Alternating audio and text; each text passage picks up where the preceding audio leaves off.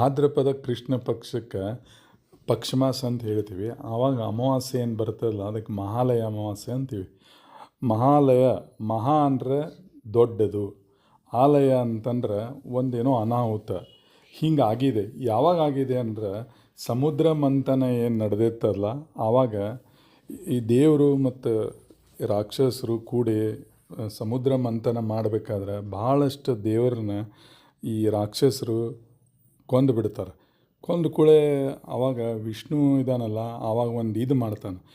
ಇವರೇನು ದೇವತೆಗಳು ಋಷಿಗಳು ಅವಾಗೇನು ಇದಾಗಿರ್ತಾರಲ್ಲ ಕಾಲ, ಅವ್ರಿಗೊಂದು ಸದ್ಗತಿ ಬರೋ ಸಲುವಾಗಿ ಅವ್ರಿಗೆ ಇವ್ರದ್ದೇ ಒಂದು ಅವ್ರಿಗೆ ಬೇರೆ ಒಂದು ದಿವ್ಸ ಇರಂಗಿಲ್ಲ ಮಾಡಲಿಕ್ಕೆ. ಅದಕ್ಕೆ ಅಮಾವಾಸ್ಯೆ ಏನದಲ್ಲ ಅವ್ರಿಗೆ ಸದ್ಗತಿ ಸಲುವಾಗಿ ಅವ್ರಿಗೇನು ಶ್ರಾದ್ದ ಪಕ್ಷ ಮಾಡ್ತಾರಲ್ಲ ಅದ್ರ ಸಲುವಾಗಿ ಮಹಾಲಯ ಅಮಾವಾಸ್ಯೆ ಅಂತ ಅವ್ರ ಸಲುವಾಗಿ ಅವ್ರಿಗೆ ಆಶೀರ್ವಾದ ಮಾಡ್ತಾನೆ. ಅದಕ್ಕೆ ಆವಾಗಿಂದ ಮಹಾಲಯ ಅಮಾವಾಸ್ಯೆ ಅಂತ ಇದಾಗಿದೆ, ಅದು ಆಚರಣೆಯಲ್ಲಿದೆ.